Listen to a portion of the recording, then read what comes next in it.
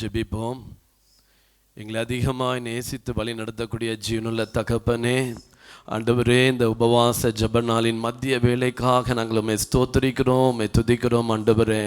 ஆண்டவரே, நீங்கள் எங்கள் மத்தியில் அசைவாடி கொண்டிருக்கிறீங்க. ஆண்டவரே, ருபாலா ஹம் பிரமோஷி பாலூரி அந்தரபாலா, நீங்கள் எங்கள் மத்தியில் உள்ளாவி கொண்டிருக்கிறீங்க. ஆண்டவரே, மனுஷர்கள் மத்தியிலே வாசம் பண்ணுகிற தேவன். ஆண்டவரே, பரலோகத்தை துறந்து ஆண்டவரே எங்களுக்காக இந்த பூமியில் ஆண்டவரே பாலகனாய் பிறந்து ஆண்டவரே சிலுவையில் தம்முடைய ஜீவனை கொடுத்த ஆண்டவரே எங்களுக்காக மரணத்தை ஜெயித்த தேவன். ஆண்டவரே, நாங்கள் உம்மை நோக்கி பார்க்கிறோம். ஆண்டவரே, ஒரு மனிதனை பார்ப்பதற்காகவோ ஒரு மனிதனுடைய சத்தத்தை கேட்பதற்காகவோ ஆண்டவரே நாங்கள் இங்கே கூடி நிற்கல. ஆண்டவரே, உம்முடைய வேத வசனம் என்னும் மண் ஆண்டவரே, உம்முடைய வேத சத்தம் ஆண்டவரே, உம்முடைய தேவ வசனம் ஆண்டவரே எங்க மத்தியிலே ஆண்டவரே அது உயிர்ப்பிக்கும்படியாய் எங்களோடு கூட பேசும்படியாய் ஆண்டவரே எங்களை அனல்படுத்தி அனுப்பும்படியாய் ஆண்டவரே உம்முடைய பாதத்தில் நாங்கள் ஜெபம் பண்றோம். தகப்பனே, மாரியும் உறைந்த பனியும் ஆண்டவரே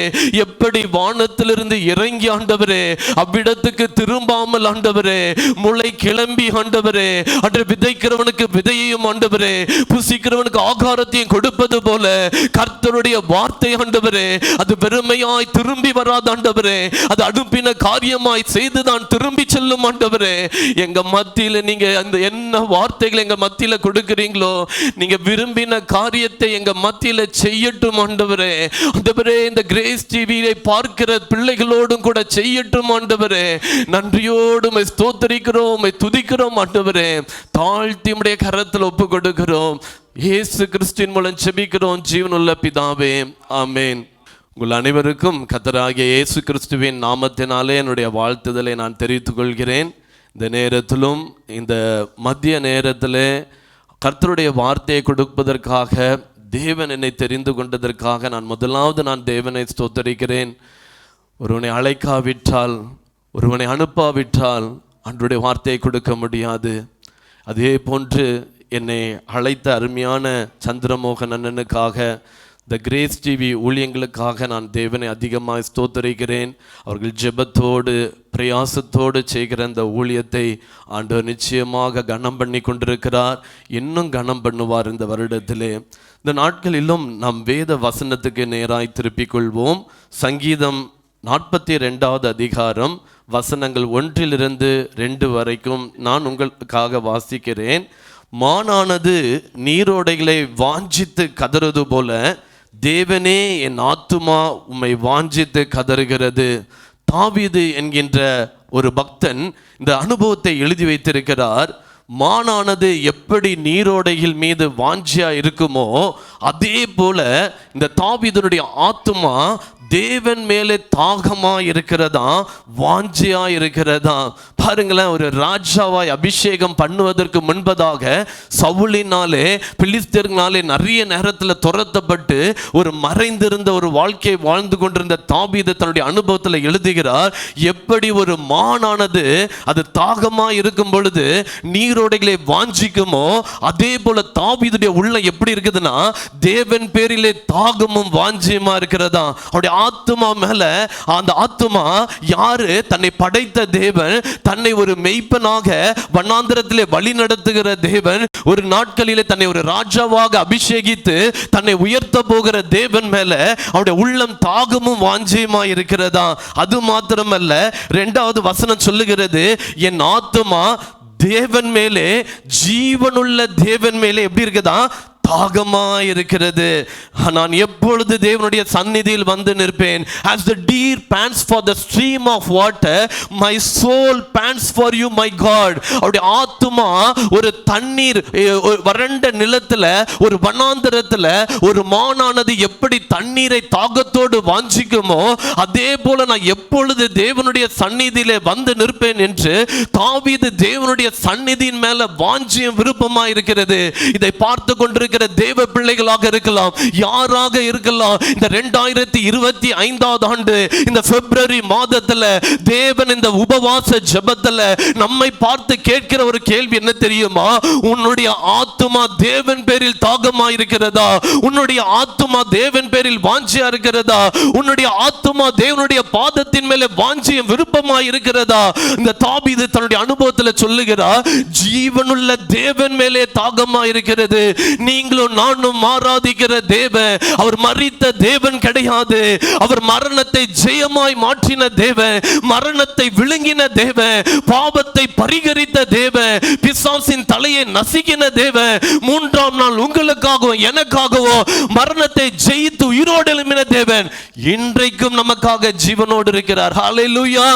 நமக்காக ஜீவனை கொடுத்தது மாத்திரமல்ல தேவ ஜனமே, இன்றும் ஜீவனோடு நம்மோடு கூட இருக்கிறார். உலகத்தின் முடிவு பரியந்தம் சகல நாட்களில் நான் கூட இருக்கிறேன் என்கின்ற ஒரு பெரிய ப்ராமிஸ தேவன் தம்முடைய பிள்ளைகளுக்கு கொடுத்திருக்கிறார் என்றால், உலகத்துல யார் இருக்கிறாங்களோ இல்லையோ, ஆனால் வானத்தையும் பூமியும் படைத்த சர்வ வல்லமையுள்ள தேவன் உங்களையும் என்னையும் நாசிலே சுவாசத்தை கொடுத்து இன்னைக்கு நிற்க வைக்கிற தேவன், நம்மை ஜீவனுள்ள தேசத்துல வைத்திருக்கிற தேவன், அவர் நம்மை ஒரு நாளும் விட்டு விலக மாட்டார்.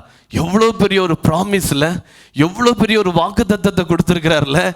அதுதான் இந்த இடத்துல தாவீது சொல்லுகிறான், ஆண்டவரே உன் மேல தாகமா இருக்கிற ஆண்டவரே, எப்போதும் உடைய தேவ சந்நிதியில வந்து நிற்பேன் என்கின்ற ஒரு தாகம். பாருங்களேன், தாவீது அன்னைக்கு இந்த சங்கீதத்துல பிற்பாடு நீங்க படிச்சு பாருங்களேன், மலையிலும் குகையிலும் ஒளிஞ்சிட்டு இருக்காரு. அந்த எருசலேம் தேவாலயத்துல பண்டிகை நாட்கள்ல போக முடியலன்னு சொல்லி அவனோட ஆத்துமா வாஞ்சிக்குது, அவனுடைய ஆத்துமா தாகமா இருக்குது. அதை தான் எழுதியிருக்கிறாரு, எப்பொழுது தேவனுடைய சந்நிதியில வந்து நிற்பேன் என்கின்ற ஒரு தாகம் தாவீதுக்குள்ளால இருக்கிறது.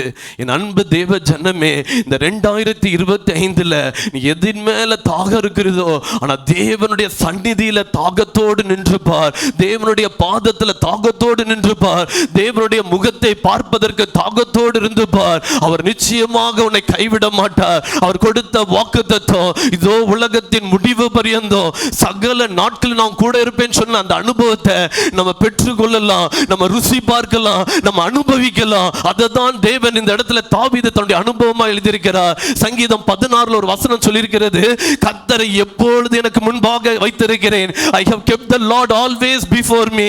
He is at my right side and I will not be shaken. அவர் என் வலது பார்சத்தில் இருக்கிறபடினால நான் அசைக்கப்படுவதில்லை. You will not be shaken this year.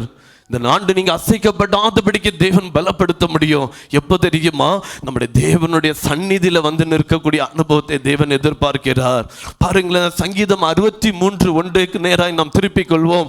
நான் உங்களுக்காக நான் வாசிக்கிறேன், பாருங்களேன், எல்லாரும் திருப்பிக் கொள்வோம். சங்கீதம் 63:1 இதுல சொல்லப்பட்டிருக்கிறது, தேவனே நீர் என்னுடைய தேவன், அதிகாலமே உம்மை தேடுகிறேன். Let's keep a full stop there. அதிகாலமே நான் உம்மை தேடுகிறேன். ஆங்கில வேதத்தில் சொல்லப்பட்டிருக்கிறது, O God, you are my God, early will I seek you, early I will seek you. அதிகாலமே நான் உம்மை தேடுகிறேன். என் அன்பு தேவ ஜனமே, இதை பார்க்கிற நீங்க யாரா இருந்தாலும் சரி, அதிகாலையில் எழுந்தவுடனே நம்ம தேவனை பார்க்கிறோமா? தாவீது ஒரு ராஜா, ஒரு தேவனால் அபிஷேகிக்கப்பட்ட இஸ்ரவேல் தேசத்துக்கு ஒரு மெய்ப்பனா இருந்த ஒரு வாலிபனை தேவன் அபிஷேகித்து பல பணிகள் அவனுக்கு இருந்திருக்கலாம். ஆனா தாவீது தன்னுடைய அனுபவத்தில் சொல்லுகிறார், தேவனே நீர் என்னுடைய தேவன், அதிகாலமே உம்மை தேடுகிறேன். I am seeking you at the early, O Lord, at the early morning, O Lord. என் அன்பு தேவ ஜனமே, ஒரு கேள்வியை நான் கேட்கிறேன். இன்னைக்கு அதிகாலை ஜெபம் நம்ம வீட்டுல கேக்குதா? இன்னைக்கு அதிகாலையில பாடல் சத்தம் கேட்கிறதா? இன்னைக்கு குறைஞ்சு போயிடுச்சு. அதிகமான பரிசுத்தவான்கள், தேவ பிள்ளைகள், பழைய பரிசுத்தவான்கள் அதிகாலையில ஜெபித்தார்கள். ஆனா இன்னைக்கு நீங்களும் நானும் ஜெபத்தை குறைந்து விட்டது. அதிகாலை எழுந்து ஜெபிக்கிற ஜெபங்கள், அந்த குறைவின் நிமித்தமாக தான் இன்னைக்கு இந்திய தேசம், நம்முடைய பட்டணங்கள் இருளாய் மாறிக்கொண்டிருக்கிறது. ஏசாயால ஒரு வசனம் சொல்லப்பட்டிருக்கிறது, இருள் பூமியையும் காரிருள் ஜனங்களையும் மூடும் என்று சொல்லப்பட்டிருக்கிறது. ஒரு நாள் காலையில் இந்த வசனத்தை வாசித்துக் கொண்டிருந்த நேரத்தில் God told to stop that reading the verses. அந்த வசனத்தை படிப்பதை நிப்பாட்டு என்று சொன்னார். I asked the Lord, why, oh Lord? நான் எதற்காக நிப்பாட்டுன்னு சொன்ன பொழுது அது ஒரு சிறு வார்த்தையை ஆட் பண்ணு. என்ன அப்படின்னா, இருள் பூமியே கிடையாது, இருள் இந்திய தேசத்தை, காரிருள் ஜனங்களே இல்ல, காரிருள் இந்திய ஜனத்தை மூடிக்கொண்டிருக்கிறது. ஆனாலும் தேவ பிள்ளைகள் மேல ஒரு வெளிச்சம் உதிக்கும், ஒரு வெளிச்சம் உதிக்கும். தேவனுடைய பிள்ளைகள் மேல அவருடைய மகிமை வீசும். அது எப்பொழுது தெரியுமா? தேவனுடைய சந்நிதியில நிற்கும் பொழுது, தேவனை நம்பி நிற்கும் பொழுது, தேவனை தேடும் பொழுதுதான் அந்த அனுபவத்தை கொடுப்பார். சங்கீதத்தில் சொல்லப்பட்டிருக்கிறது, தேவனே நீர் என்னுடைய தேவன், அதிகாலமே உம்மை தேடுகிறேன். பாருங்களேன், வறண்டதும் விடாய்த்ததும் தண்ணீரற்றதுமான அந்த நிலத்தின் மேல என் ஆத்துமா தாகமா இருக்கிறது. இந்த வசனத்தோடு அப்படி நிப்பாட்டல தாவீது தன்னுடைய அனுபவத்தை. அந்த வசனம் நிறைய வசனம் சங்கீதத்தில் படிச்சு பாருங்களேன். என் ஆத்துமாவே ஏன் கலங்குற, என் ஆத்மாவே ஏன் திகைக்கிற, எல்லாவற்றிலும் ஆத்மாவை குறித்தே பேசின தாவீது இந்த வசனத்தில் அடுத்த பகுதி பாருங்களேன். அதுல சொல்லப்பட்டிருக்கிறது, அவருடைய ஆத்மா மாத்திரம் தாகமா இல்ல தேவ ஜனமே, இதுல சொல்லப்பட்டிருக்கிறது, என் மாம்சமானது உம்மை வாஞ்சிக்கிறது. my flesh o lord longs for you, my flesh, என் மாம்சமும் உம்மை வாஞ்சிக்கிறது. கொஞ்சம் திரும்பி பாருங்களேன், கெத்செமனே தோட்டத்துல தன்னோடு இருந்த சீஷர்கள் 11 சீஷர்கள் கெத்செமனே தோட்டத்தில் ஏசப்பாவோடு ஜெபிக்காதபடி தூங்கினாங்க. ஏசப்பா திரும்ப திரும்ப வந்து பார்க்கிறார். யாரை தெரியுமா பார்த்தாரு? அவர் பேதுருவை பார்த்தார், யாக்கோபை பார்த்தார், யோவானை பார்த்தார். இந்த 3 சீஷர்களை மாத்திரம்தான் அவர் தனியாக அழைத்து கொண்டு கல்லடி தூரமுள்ள இடத்துல அவர்களை வைத்து நீங்க எனக்காக ஜெபம் பண்ணுங்கன்னு சொல்லி அவர் 3 பேரை மாத்திரம்தான் நம்பி இருந்தார். among the 11 disciples he was believing the 2-3 disciples. who are they are Peter, they are Jacob and they are John, but 3 people are sleeping.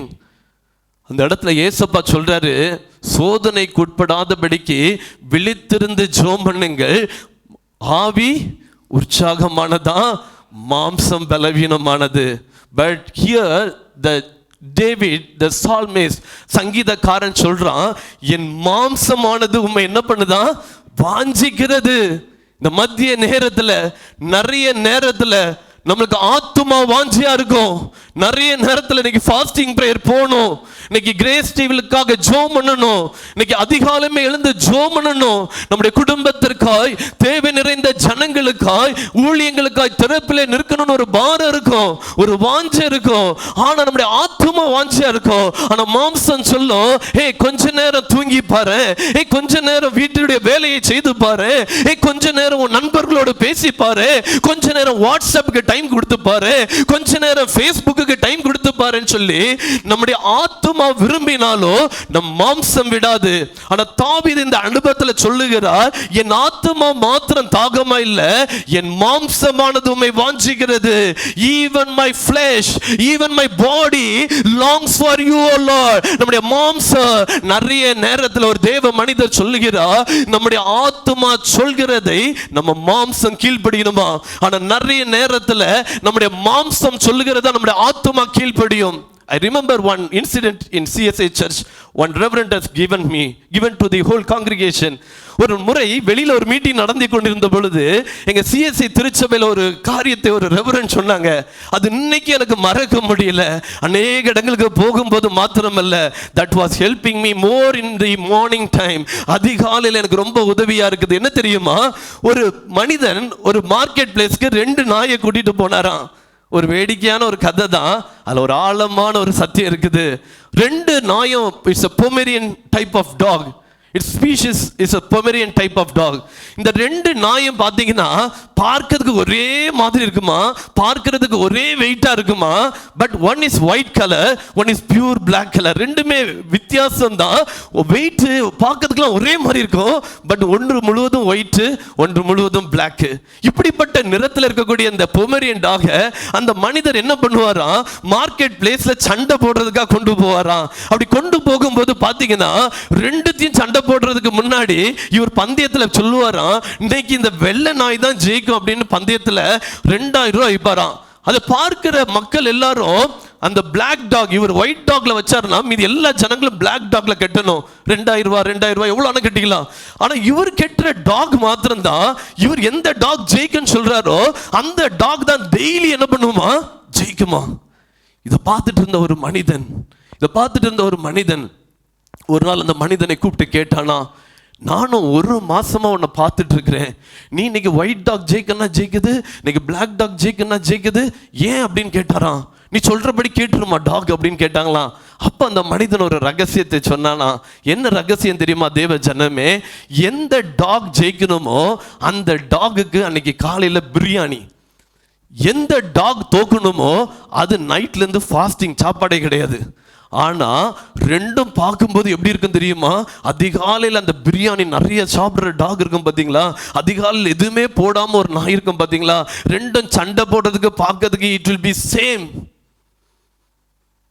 கிறிஸ்தவர்களும் அப்படிதான், தேவனை அறிந்த பிள்ளைகளும் அப்படிதான். காலையில் அந்த ரெண்டு டாகை கொஞ்சம் பாருங்களேன், பார்க்கறதுக்கு ஒரே மாதிரி இருக்கும். சண்டை போடும்போது பார்த்தீங்கன்னா ரெண்டும் ஈக்குவல் ஸ்ட்ரென்த்ல முதல் சண்டை போடும் கொஞ்ச நேரம். ஆனால் எது காலையில் பிரியாணி எடுக்கலையோ அது கொஞ்ச நேரத்தில் தன்னுடைய ஸ்டாமினா எல்லாத்தையும் இழந்து அது தோத்து போயிடும். இதுதான் ரகசியம். இது ஒரு ஆவிக்குரிய ரகசியம் இருக்குது. என்ன தெரியுமா? எந்த தேவ பிள்ளைகள் அதிகாலையில் தேவனை தேடுறாங்களோ அவர்களும் கிறிஸ்தவர்கள் தான். அதிகாலமே தேவனுடைய பாதத்தில் நிற்காதபடிக்கு வெளியில போகும்போது நம்மளும் கிறிஸ்தவர்கள் தான், including me. We can preach, we can do ministry, whatever may be. ஊழியம் செய்யலாம், எல்லாம் செய்யலாம், பிரசங்கம் பண்ணலாம். பட் வெளியில போகும்போது நம்மளை பார்க்கும்போது, ஓ இந்த பிரதரா இவங்க நல்லா ப்ரீச் பண்ணுவாங்களே, ஓ இந்த பிரதர் சிஸ்டரா இவங்க நல்லா ஜோம் பண்ணுவாங்களே. We will be seeing like a same Christian to all the eyes of the people. எல்லாருடைய கண்களையும் நம்ம பார்க்கும்போது தேவ பக்தி உள்ளவர்கள் தேவனுடைய பிள்ளைகள் என்பதான் தெரியும். காலம் ஆக ஆக சோதனைகள் வரும் பொழுது, ஆர் யூ ஹேவிங் விக்டரி? வெற்றியா நம்ம முடிக்கிறோமா? யாரால தெரியுமா வெற்றியா முடிக்க முடியும்? அதிகாலையில் தேவனை தேடுகிறவர்கள், அதிகாலையில் தேவனை தேடுகிறவர்கள்.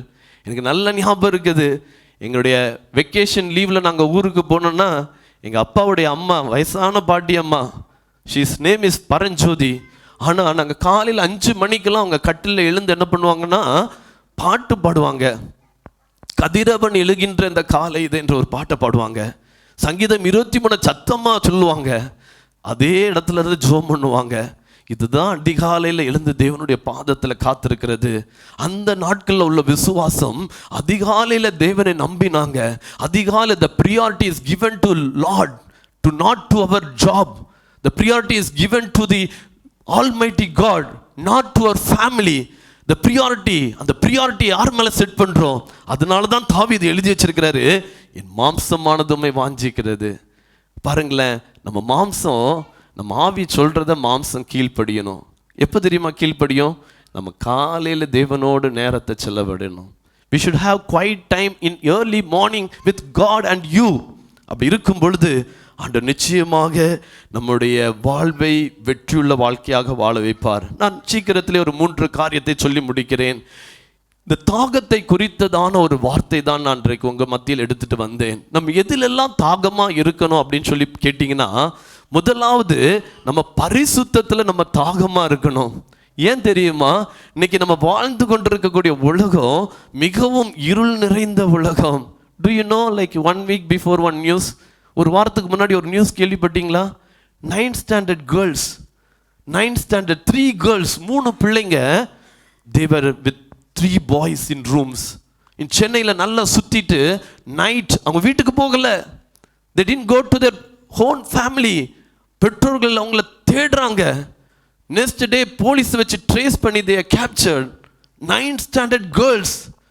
I cannot say some incidents which I heard real, கொஞ்ச நாட்கள் முன்பாக கேட்ட இன்சிடென்ட் என்னால் உங்க மத்தியில் சொல்ல முடியாது.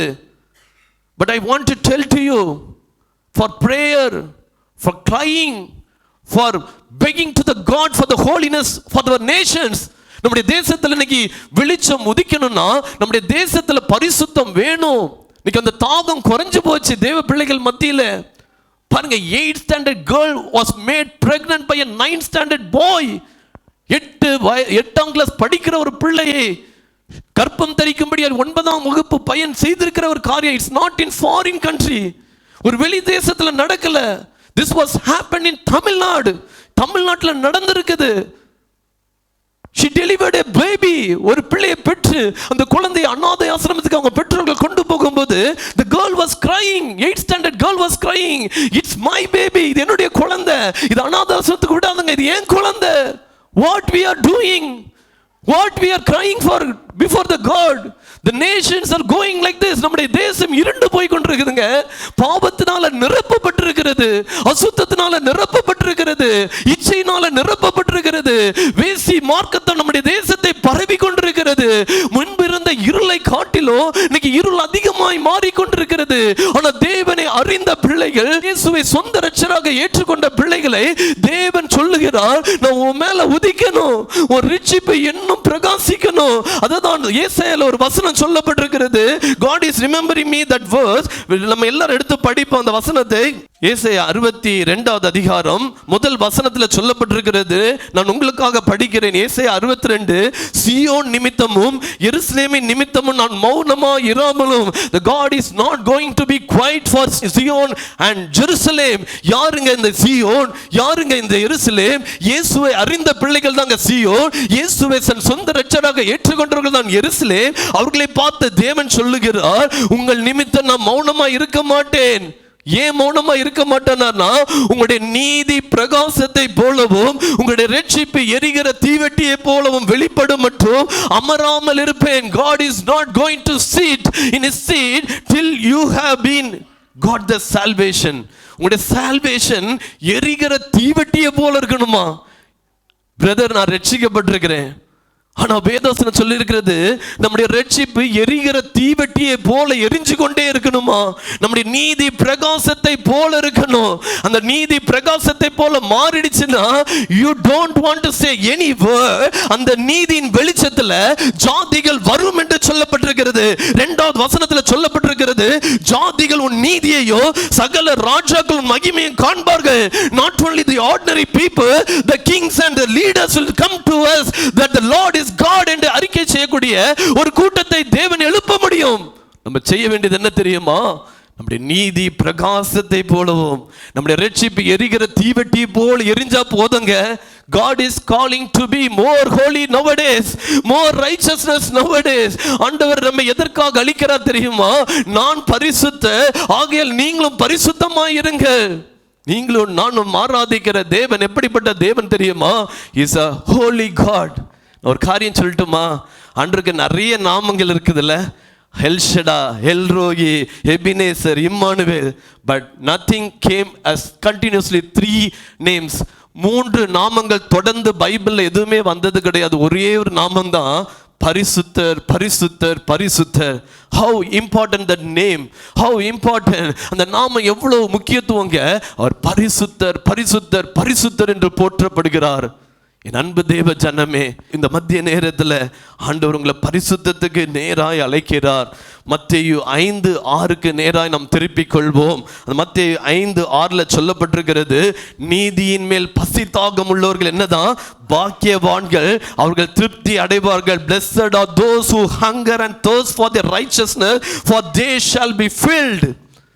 நீங்க திருப்தி ஆக்கப்படுவீங்க. எப்போ தெரியுமா? நீதியின் மேல் பசி தாகம் இருக்கணும். We should have the hunger and thirst for the righteousness. இன்னைக்கு அநேக ஜனங்கள் தேவனை அறியாதவர்களாக இருக்கலாம், தேவனை அறிந்தவர்களாக இருக்கலாம். They can go for the unclean life. அசுத்தமான வாழ்க்கைக்கு நேராய் தன்னை ஒப்பு கொடுக்கலாம். ஆனா ஆண்டவர் உங்களையும் என்னையும் எதற்காக அழைக்கிறார் தெரியுமா? நீதியின் மேல் பசி தாகம் உள்ளவர்கள் பாக்கியவான்கள், அவர்கள் திருப்தி அடைவார்கள் என்று சொல்லப்பட்டிருக்கிறது. அதே இயேசு சொல்லப்பட்ட அந்த மலை பிரசங்கத்தில் இன்னொரு வசனம் சொல்லப்பட்டிருக்கிறது. மத்தேயு 5:8 சொல்லப்பட்டிருக்கிறது, இருதயத்தில் சுத்தமுள்ளவர்கள் பாக்கியவான்கள், அவர்கள் தேவனை தரிசிப்பார்கள். Blessed are the pure in the heart, for they shall see God. நம்ம ஆண்டவரை தரிசிக்க முடியுங்க. நம்முடைய ஆவிக்குரிய கண்களால் தேவனை தரிசிக்கலாம். எப்போ தெரியுமா? when our hearts are pure, நம்முடைய இருதயம் சுத்தமாக இருக்கும் பொழுது. God never sees our outward things. பாருங்களேன், பூர்வதாரருக்கு ஆண்டவர் சொல்கிறார், விபச்சாரம் செய்யாதிருப்பாயாக பழைய ஏற்பாட்டில். பட் அவர் new testament is more holy than the old testament. பழைய ஏற்பாட்டினுடைய பரிசுத்தத்தை காட்டிலும் புதிய ஏற்பாட்டில் இருக்கக்கூடிய பரிசுத்தம் ஒரு படி அதுக்கு மேல அதிகங்க.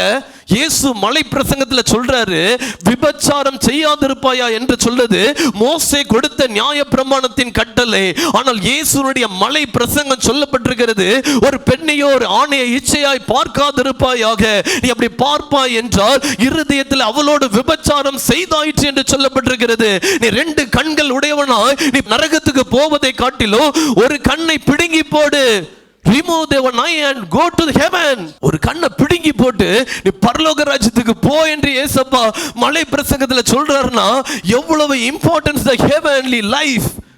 The heavenly life is more important than the worldly life.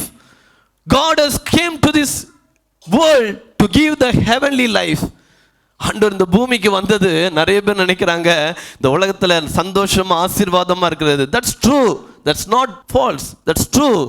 But அதை காட்டில இன்னொரு படி, முக்கியமான படி, நம்ம மரித்தாலும் நம்முடைய கண்கள் பரலோக ராஜ்யத்தில் திறக்கப்பட வேண்டும். அதுக்கு நீதியின் மேல ஒரு பசி தாகம் வேணும். நீதியின் மேல ஒரு பசி தாகம் வேணும். நம்முடைய இருதயம் சுத்தமா இருக்கணும். நான் இந்த வசனத்தை படிச்சுட்டு இருக்கும் பொழுது இருதயத்துல விபச்சாரம் செய்தாயிற்றுன்னு சொல்லப்பட்டிருக்குது. You have done adultery on your heart. நம்ம மாம்சத்துல செய்யலங்க, ஆனா இருதயத்துல நம்ம விபச்சாரம் செய்தாயிற்று என்று சொல்லப்பட்டிருக்குது. Today world are seeing the pornography films in the mobiles. அநேக அசுத்தமான படங்கள், வீடியோஸ்களை பார்க்கறாங்க, தேவ பிள்ளைகள் பார்க்கறாங்க. But how much time they have done the adultery? விபச்சாரம் எத்தனை முறை பண்ணியாயிற்று என்று சொல்லப்பட்டிருக்குல்ல.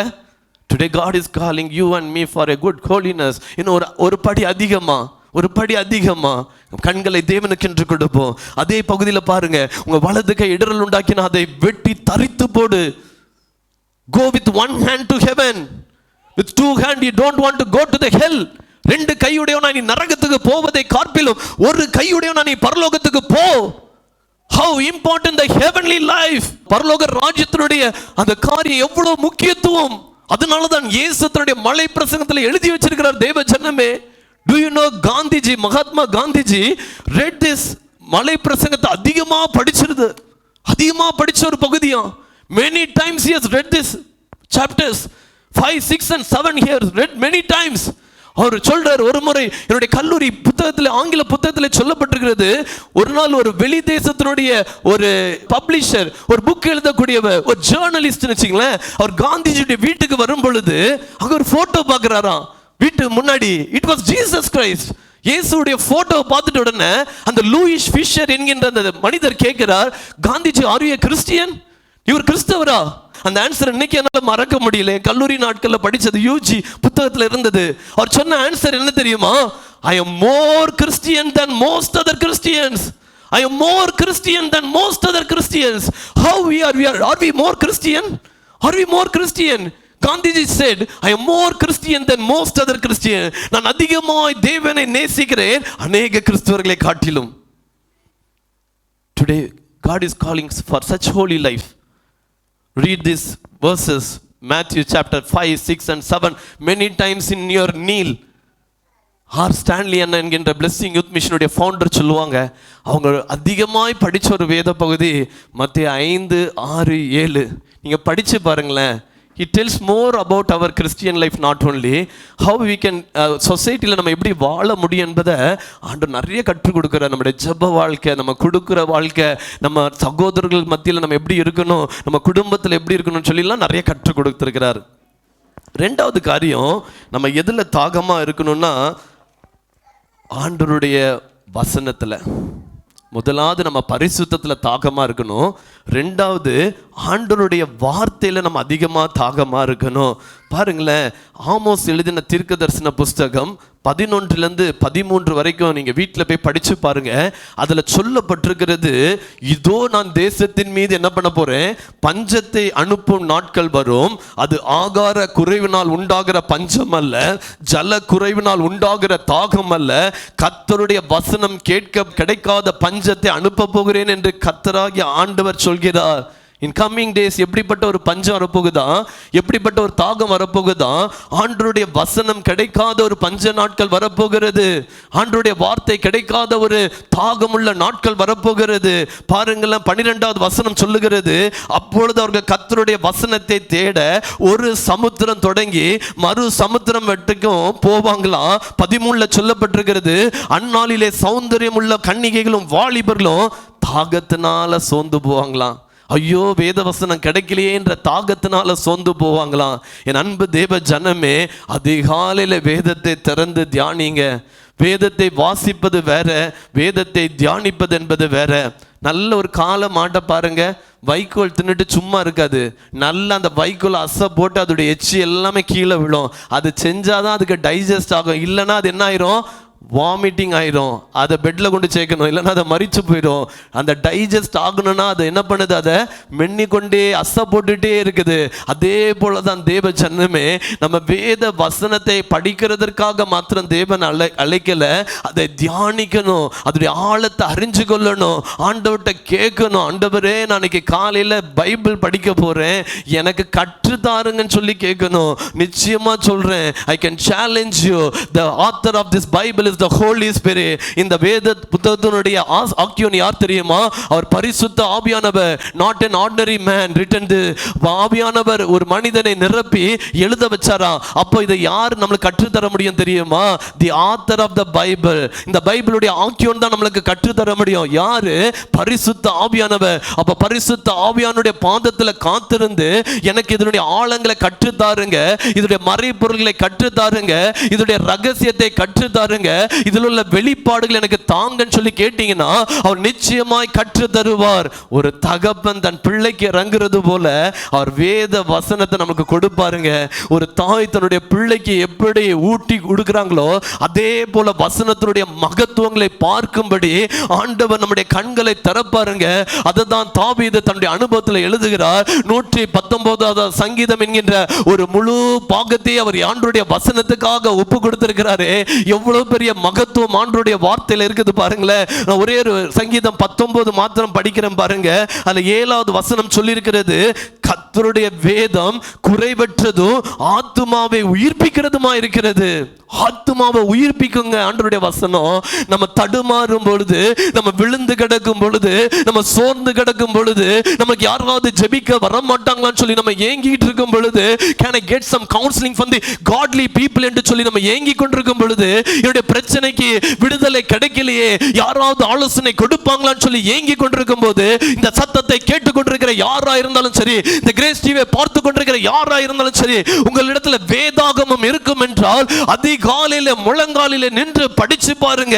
ஒரு தாகத்தோடு படிச்சு பாருங்க. ஆண்டவரே, எல்லாரும் தூங்கிட்டு இருக்கிறாங்க, ஆனா ஐ நோ நீங்க பக்கத்துல இருக்கிறீங்க, எனக்கு கற்று தாருங்கன்னு சொல்லி கேளுங்க. He will teach us. He is a teacher. The Holy Spirit is a teacher who can teach us. நம்மளுக்கு கற்று தர முடியுங்க.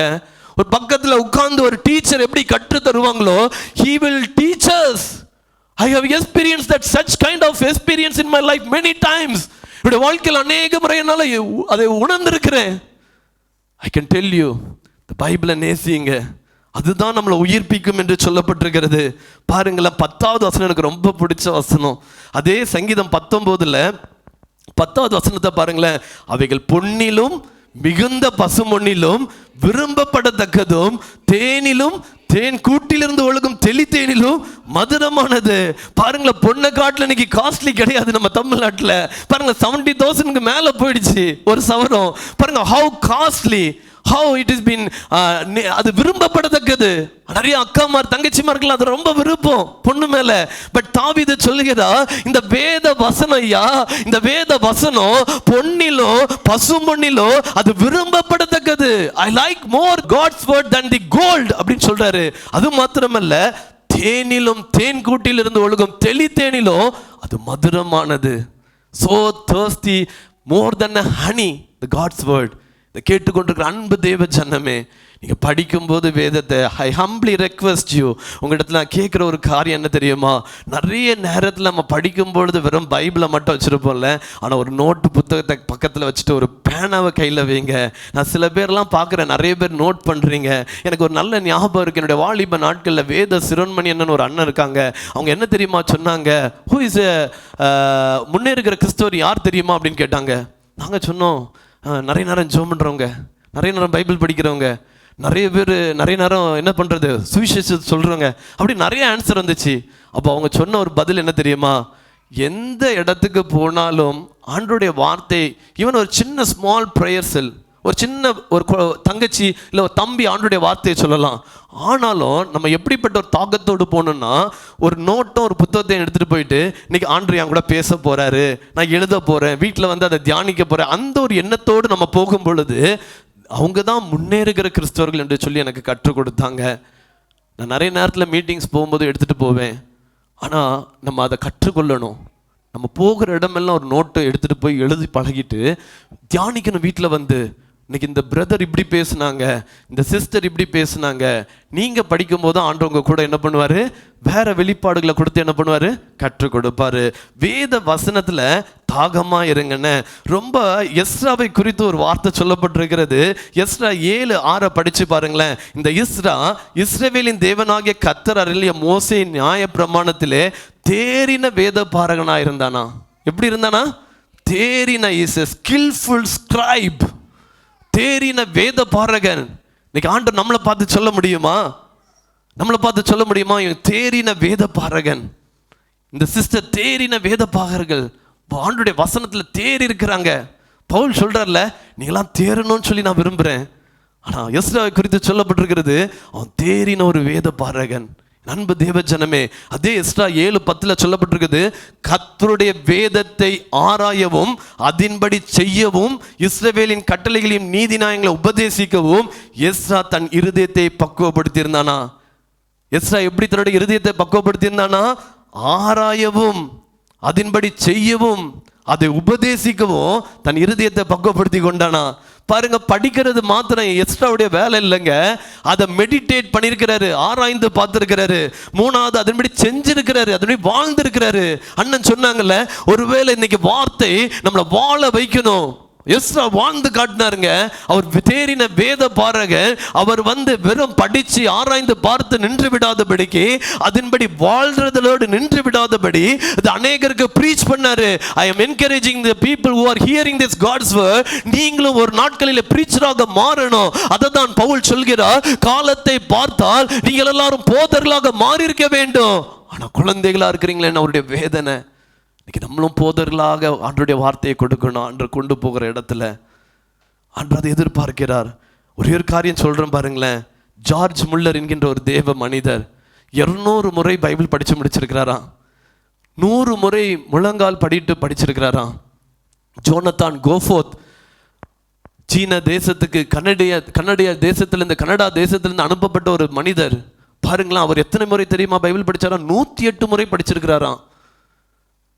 So God this year is calling whoever hears this word of God. இந்த வார்த்தையை கேட்டுக்கொண்டிருக்க ஒவ்வொருவரையும் தேவன் இந்த மத்திய நேரத்தில் அழைக்கிறது என்ன தெரியுமா? வேதத்தில் மணி நேர கணக்கை செலவு பண்ணி பாருங்க. Don't spend with the social medias. Don't spend to go for more ministry and time spending.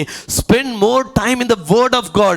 அநேக மணி நேரம் வேதத்தை படிங்க, சத்தமா படிங்க. வேத புத்தகத்தை பத்தில ஒரு நோட்டை வச்சு படிச்சு பாருங்க. God will put more grains. நிறைய விதைகளை தூவாருங்க. அந்த விதைகளை உடனடியாக எழுதுங்க. ஏன் தெரியுமா நோட்டு உங்களை போட சொன்னேன்? அந்த விதைகளை ஆண்டவர் கொடுக்கும் பொழுது நீங்க நோட்ல எழுதலன்னா சில சத்துருவானவன் அந்த விதைகளை பொறுக்கிடுவான். வெளிப்பாடுகள் மறந்து போகும். ஒரு ரகசியத்தை சொல்லட்டுமா? not to make me boast upon me, என்ன பெருமைப்படுத்துறது கிடையாது. I am telling ஒரு ரகசியம் என்ன தெரியுமா? நம்ம ஏன் தெரியுமா பைபிள் படிக்கிறோம்? not only for preaching என்பதை கற்றுக்கொண்டேன். ஏன் தெரியுமா? சில இடங்கள்ல ஜெபிக்கும் பொழுது பார்த்தீங்கன்னா, நீங்க என்னைக்கோ படிச்ச பகுதியா இருக்கும், ஆண்டவர் அதை வெளிப்பாடா சொல்லுவார். சில நேரத்தில் நீங்க படிச்சிருக்கலாம். It's not only for preaching, not only for living the word of God. யாருக்கோ நீங்க ஜெபம் பண்ணும் பொழுது ஆண்டவர் அந்த இன்சிடென்ட்டை வெளிப்பாடா கொடுப்பாரு. இத சொல் தைரியமாக, இத தைரியமா சொல்ல அவங்க கிட்ட சொல்லுவாரு. I experienced recently when I went to Mettur. சமீபத்துல 26ஆம் தேதி மேட்டூர்ல போன பொழுது அந்த எக்ஸ்பீரியன்ஸை நான் பார்த்திருக்கிறேன். தாஞ்சூருக்கு போகும்போது பார்த்திருக்கிறேன். செங்கல்பட்டுல சில வீடுகளில் ஜெபிக்கும் போது பார்த்திருக்கிறேன். So only I am telling, this word of God will never go waste in our life. If you spend time and reading in kneeling, God will give more things about this. அநேக காரியங்களை கற்றுக் கொடுப்பாருங்க. நான் ரட்சிக்கப்பட்ட பிற்பாடு மாடியில வந்து நின்று முழங்கால நின்று தாங்க நான் முதல் பைபிளை படித்தேன். அழுது படிச்சிருக்கிறேன். அழுது படிச்சிருக்கிறேன். அன்று இந்த வார்த்தையின்படி என் வாழ்க்கை இவ்வளவு நாள் இல்லையா ஆண்டவரே, transform my life by this word of God. I never ask like that. அந்த ஊழியக்காரர் போல என்ன மாத்துங்கல்ல. By the word of God I want to live. நிறைய நேரத்தில் தோல்வியை கண்டிருக்கலாம். ஆனால் ஆண்டவர் உதவி செய்கிறார் ஒவ்வொரு நாளும். The last thing, the most important thing என்ன தெரியுமா? இந்த வருஷத்தில் முதலாவது பரிசுத்தத்தில் தாகமாக இருங்க, ரெண்டாவது ஆண்டவருடைய வார்த்தையில் தாகமாக இருங்க, கடைசியாக ஆண்டவருடைய பாதத்தில் தாகமாக இருங்க. இந்த 3 காரியத்தை செய்யுங்க.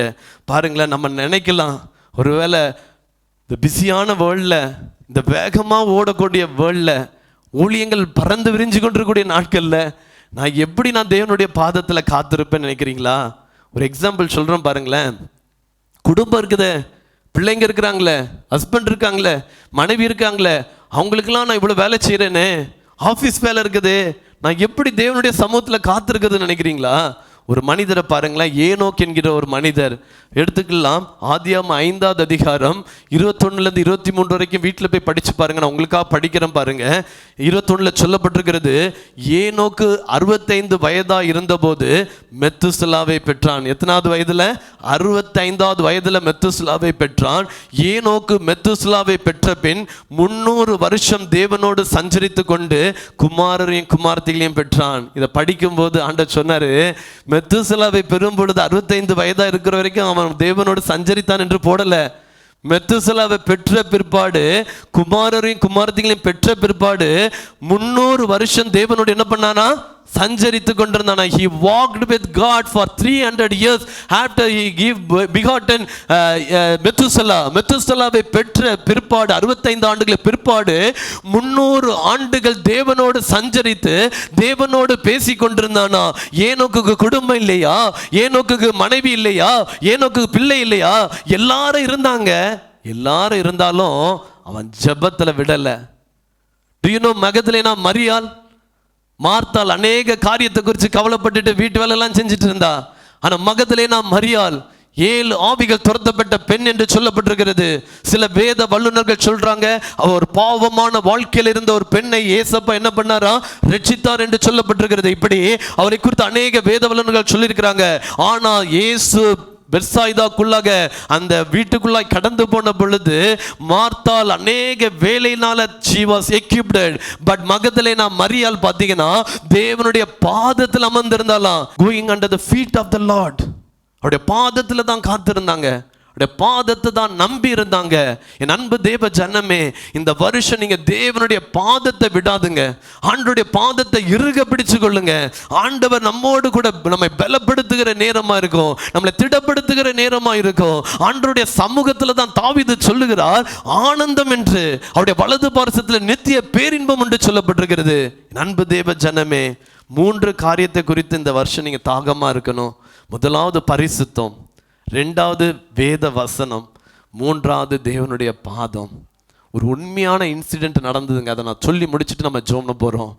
வில்லியம் டுமாஸ் என்கின்ற ஒரு ஆப்பிரிக்க வாலிபன் பார்த்தீங்கன்னா, அவன் ஒரு சர்ச்சுக்கு, வெளிநாட்டில் உள்ள சர்ச்சுக்கு போகும்போது அவன் ரட்சிக்கப்பட்டானா. ஆண்டவருடைய அன்பை அறிஞ்சு அவன் ரட்சிக்கப்பட்டு அடுத்த வாரம் மீண்டும் அந்த சர்ச்சுக்கு வந்துட்டு கேட்டானா பாஸ்டர்கிட்ட, பாஸ்டர் எனக்கு ஒரு சர்ச்சு தாங்க, நான் நடத்தணும்னு கேட்டானா.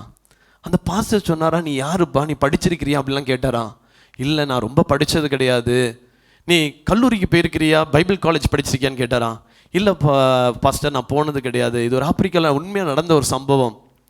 அப்போ சொன்னாரா, வில்லியம் டுமாஸ் நீ அப்போ எவ்வளோ தைரியமாக என்கிட்ட ஒரு சர்ச் கேட்குற, நாங்கள் பைபிள் காலேஜ் படித்து பல வருஷங்களை நாங்கள் ஊழியம் செஞ்சிட்ருக்குறோம், நீ இப்போது தான் போன வாரம் ரட்சிக்கப்பட்டேன்னு சொல்கிறேன், எங்கள் மீட்டிங் வாலிபர் மீட்டிங்கில் நீ எப்படி சர்ச் கேட்கலாம் அப்படின்னு சொல்லி கேட்டாராம். அந்த வில்லியம் டுமாஸ் என்ன பண்ணிட்டாராம், சரின்ட்டு அவர் போயிட்டாராம். போனவர் எங்கே தெரியுமா போனாராம், வீட்டுக்கு போகலையா, ஒரு ஓடை கரையில் ஒரு குகைக்குள்ளாக 21 நாள் உபவாசம் இருந்து ஜோம் பண்ணி அந்த ஓடையில் போகிற தண்ணீரை குடித்து வாழ்ந்து கொண்டிருந்தான அந்த வாலிபன் 21 நாட்கள். நீங்கள் நம்ப மாட்டீங்க, he was seeking the God with thirst. ஆண்டவரை அதிக தாகத்தோடு தேடின ஒரு வாலிபன். ஏன் தெரியுமா, ஆண்டவரே நான் உம்முடைய ஆலயத்தை நான் நடத்தணும், உம்முடைய ஊழியத்தை செய்யணும் என்கின்ற ஒரு பாரம். அந்த ஆப்பிரிக்கா தேசத்தில் அழிந்து கொண்டிருக்கிற ஒரு ஆத்துமாக்கள், மாந்திரிகத்தினால கட்டப்பட்டிருக்கிற அநேக ஆத்துமாக்கள், அநேக வியாதியினால கட்டப்பட்டிருக்கிற ஜனங்களுக்கு இந்த சுவிசேஷம் தான் விடுதலை கொடுக்க முடியும், இந்த இயேசு தான் விடுதலை தர முடியும் என்பதை இந்த வில்லியம் டுமாஸுடைய வாழ்க்கையில பார்த்ததுனால, இது எப்படியாவது நான் அந்த சுவிசேஷத்தை என் ஆப்பிரிக்கா தேசத்துக்கு கொண்டு போகணுன்ற ஒரு வாஞ்சை அவனுக்குள்ள இருந்ததுனால 21 நாட்கள் என்று பார்க்காதபடிக்கு தேவனுடைய பாதத்தில் உபவாசித்து ஜெபம் பண்ணி கொண்டிருந்தானா. நம்ப மாட்டீங்க, 20வது நாள்ல ஒரு பெரிய ஒளி அந்த குகைக்குள்ளாக வந்ததாம். பொன்னினால் போர்த்தப்பட்ட ஒரு சால்வை அவன் மேல விழுந்துச்சான். அது தேவனுடைய அபிஷேகம், பரிசுத்த ஆவியானுடைய வல்லமை அந்த வாலிபனை நிரப்பின பொழுது அவன் பற்பல பாஷைகளை பேசி தேவனுடைய வல்லமையினால் தன்னை நிரப்பப்பட்டதை உணர்ந்த பிற்பாடு அவன் மீண்டுமாய் அடுத்த வாரம் அதே பாஸ்டர் கிட்ட போனானா. பாஸ்டர், எனக்கு இப்படி ஒரு அனுபவத்தை ஆண்டவர் கொடுத்திருக்கிறாரு, எனக்கு ஒரு சர்ச் தாங்கன்னு கேட்டானா. மீண்டுமா அந்த பாஸ்டர் கடும் கோபத்தில், நீ கேட்குற சர்ச் என்னுடைய பாக்கெட்லேயே இருக்கிறது எடுத்து கொடுக்கறதுக்குன்னு சொன்ன பொழுது பக்கத்தில் இருந்து ஒரு பாஸ்டர் சொன்னாராம், William Dumas is semi mental. அவன் மென்டல், அவன் கேட்டுட்டு தான் இருப்பான். நம்ம கிராமத்தில் அந்த நுழைவாயில் தகரம் போட்ட ஒரு சர்ச் இருக்குது தெரியுமா, 5 பேர் மட்டும் வருவாங்களா ஆத்துமாக்கள், அந்த சர்ச்சை அந்த டுமாஸ்க்கு கொடுத்துரு, வில்லியம் டுமாஸ் கொடுத்துருன்னு சொன்னாங்களாம். உடனே அந்த பாஸ்டர் சொன்னாராம், சரி டுமாஸ், உனக்கு இந்த சர்ச்சை கொடுக்குறேன், நீ போய் நடத்துன்னு சொன்னாங்களாம். he took it very grantedly. அதை எடுத்துட்டு அந்த ஊழியத்தை செய்ய ஆரம்பிச்சானா. லியோனார்ட் ரேவன்ஹில் என்கின்ற ஒரு தேவ மனிதர் டோசருக்கு இந்த இன்சிடென்ட்டை சொல்றாரு, யார் வில்லியம் டுமாஸ் என்பதை குறித்து. நீங்க நம்ப மாட்டீங்க, ஆஃப்டர் 1 இயர் அந்த சர்ச்சில் 1300 பேர் நிரப்பப்பட்டாங்களாம். யார் நடத்தின சர்ச்சு? வில்லியம் டுமாஸ் நடத்தின சர்ச்சில் 1300 ஆத்துமாக்கள் சேர்க்கப்பட்டாங்களாம். காரணம் என்ன தெரியுமா? இதை கேட்டுக்கொண்டிருக்கிற அன்பு தேவ ஜனமே, நீ தேவனுடைய பாதத்தை இறுக பிடிச்சு பாரு, தேவனுடைய சமூகத்தை நாடி பாரு, தேவனுடைய பாதத்தில் ஆத்துமா கதறிப்பாரு. உனக்காக வேண்டுவதை காட்டிலும் யோபு தன் சிநேகிதனுக்காய் ஜெபித்த பொழுது அவனுடைய சிறையிருப்பெல்லாம் ஆண்டவர் மாற்றினாரு. நீ மற்றவர்களுக்காய் ஜெபித்தப்பா. இந்த வில்லியம் டுமாஸ் ஒவ்வொரு வருஷமும் 21 நாள் தனிமையில போவானா. I want to encourage whoever seeing this word of hearing this word of God, who is doing the God's ministry, தனிமையில போங்க ஆண்டவரோட. ஒரு 3 நாட்கள் ஸ்பெண்ட் பண்ணுங்க, 2 நாட்கள் தனிமையில ஸ்பெண்ட் பண்ணுங்க. வில்லியம் டுமாஸ் 1500க்கு மேற்பட்டதான ஜனங்கள் அவங்க திருச்சபையில் நிரப்பப்பட்டது மாத்திரமல்ல, அநேக டெட் பாடிஸை ரேஸ் பண்ணாராம், அநேக மறிக்கிற தருவாயில் இருந்தவர்களை எழுப்பினாராம். காரணம் தெரியுமா? தேவன் தம்முடைய வல்லமை விளங்கு பண்ணும்படி தேவன் தெரிந்து கொள்ள வேண்டும் என்கின்ற பாத்திரங்கள் எங்க தெரியுமா இருப்பாங்க? அவர்கள் ஊழியத்துக்குள்ளாய் உலகத்துக்குள்ளாய் தன்னை காண்பிக்க மாட்டாங்க. அவங்க தேவ சமூகத்தில் தன்னை மறைத்துக் கொள்வார்கள். யோவான் ஸ்நானகனை பாருங்கள், அவன் எரிந்து பிரகாசித்த ஒரு விளக்கு தான். அவன் எங்க இருந்தான் தெரியுமா? அவன் ஜெருசலேமிலும் யூதியா தேசத்திலும் வெளிப்புறமாய் ஊழியம் செய்யல. அவன் இருந்த இடம் ஒரே ஒரு இடம், வனாந்திரத்தில் இருந்தான். அவன் வனாந்திரத்தில் இருந்தாலும் ஜனங்கள் அவனை தேடி போனாங்க. நீ மறைந்திருந்து ஜெபித்தாலும் ஆண்டவர் சில நேரத்தில் ஆத்துமாக்களை அனுப்பி உன்னை தேடி வரும்படியாக அனுப்ப முடியும். I can challenge you. This year God wants to do that thing to every people who seek the feet of the Lord. ஆண்டவருடைய பாதத்தை நாடுகிற பிள்ளைகளுடைய வாழ்க்கையில் அதை செய்ய முடியும். ஆதி அப்போஸ்தலர் நாட்களில் நடந்ததுங்க. ஜெபித்த பொழுது இடங்கள் அசைக்கப்பட்டது. இன்னைக்கு நீங்களும் நானும் ஜெபிக்கணும்னு ஆண்டவர் அழைக்கிறார். அன்னிக மணி நேரம் ஜெபத்துல காத்துருங்க. நம்மளுடைய செங்கல்பட்டு மாவட்டம் அதிகமாய் ஜெபிச்ச ஒரு மாவட்டம். இன்னைக்கு ஜெபம் மங்கி போயிடுச்சு. ஜெபிக்கிறதுக்கு நம்ம தவறி போயிட்டோம். கூடி ஜெபித்ததெல்லாம் மறந்து போயிட்டோம். இன்னைக்கு ஆண்டவர் மீண்டுமாய் நம்மை அழைக்கிறார். நம்ம இருக்கிற இடங்கள்ல கண்களை மூடி, தாகம் யார் மேல இருக்குது? தேவ ஜனமே, தாகம் யார் மீது இருக்கிறது? தேவனால் அபிஷேகிக்கப்பட்ட ஒரு தாவீது பல ராஜரீக பணிகள் இஸ்ரவேலில் இருந்தாலும் அவன் சொல்கிறான், மான்கள் நீரோடைகளை வாஞ்சித்து கதறது போல என் ஆத்துமா மேல வாஞ்சியும் தாகமா இருக்கிறது ஆண்டவரே. எப்பொழுதும் உடைய சந்நிதியில வந்து நிற்பேன்.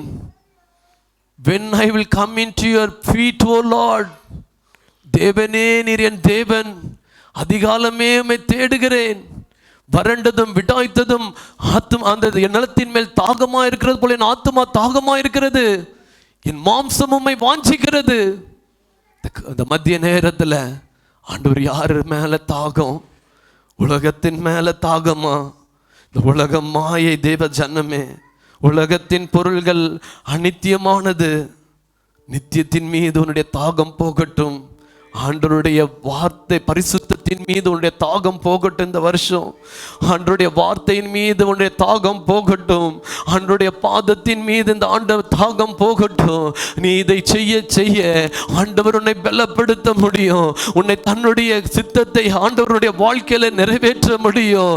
ஆண்டவர் பேதுருவின் மூலமாய் செய்தாரே, ஒரு பவுலின் மூலமாய் செய்தாரே, ஒரு எஸ்தர் மூலமாய் செய்தாரே, ஒரு நெகேமியா மூலம் செய்தாரே, ஒரு எஸ்ரா மூலமாக செய்தாரே, ஒரு ஸ்தேவான் மூலமாக செய்தாரே. இந்த மத்திய நேரத்தில் உடைய இருதயம் வாஞ்சிக்கட்டும்.